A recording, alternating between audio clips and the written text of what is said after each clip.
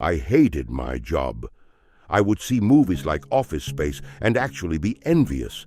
When the company used buzzwords like productive, I used words like overworked, fair remuneration, underpaid, one team, one guy like me doing shit by myself because nobody else could do it, and I couldn't do their stuff, even when the boss told me to on the days the others were sick, and I hadn't been trained. Like, what do you expect, asshole? It won't be surprising to learn that I was planning on quitting and had already started applying to some jobs. But then I saw the new girl, and my jaw just about hit that cold, heartless bitch of an office floor.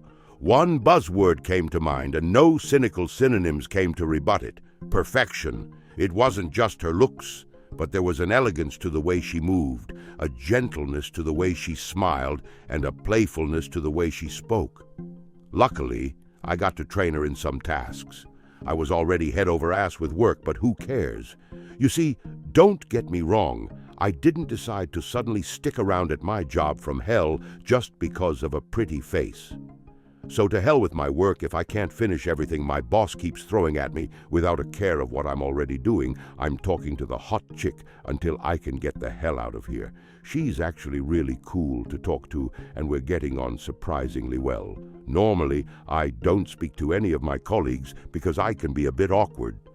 So to talk easily with such an attractive woman was already a massive W to me. She asked me the million-dollar question of what I thought about working there. I said I wasn't exactly a fan of how things go, but don't mind me.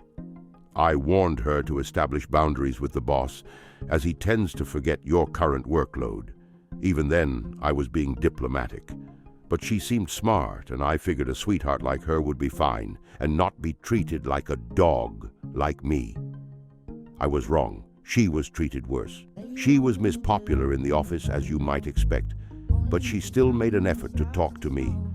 I don't know if that was just her way or if she genuinely enjoyed my company. But after her first 2 weeks, she didn't talk as much. I figured she had now settled in and the honeymoon period of getting to know everyone was over. But she looked stressed. I mean, I know the place is a shithole, but I figured it would take longer than 2 weeks for her to be in a hole like me. I asked her what was wrong. She didn't say anything. I asked her again another day and explained to her that I knew how fucked up this company was. I admitted to her that I was planning on leaving. She perked up at that and wondered how I was going with my job search. Strange thing to be excited about when you just started. Eventually, she finally cracked and told me that the boss had been getting more and more. Well, friendly was the term she used. A girl that pretty, we all know exactly what she means by that.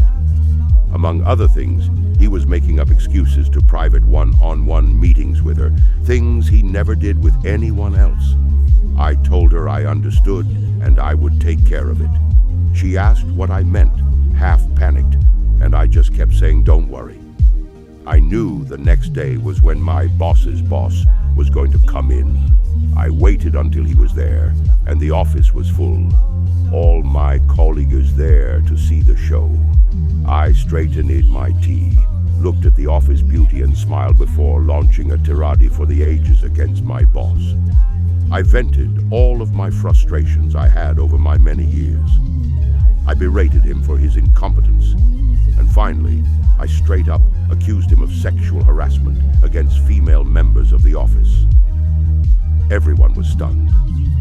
The girl more so than everyone. I handed her a note with my mobile number and told her if she needed help finding another job or anything to call me before I walked out of the building, never to return. I heard my outburst caused an HR shitstorm, and my former boss had been forced to transfer to another department. Did the girl ever call me? No, actually she didn't. In my mind, I was a hero, but she probably thought I was unhinged. But who cares? Her loss. I've taken charge now in the office of my life. I'm the boss.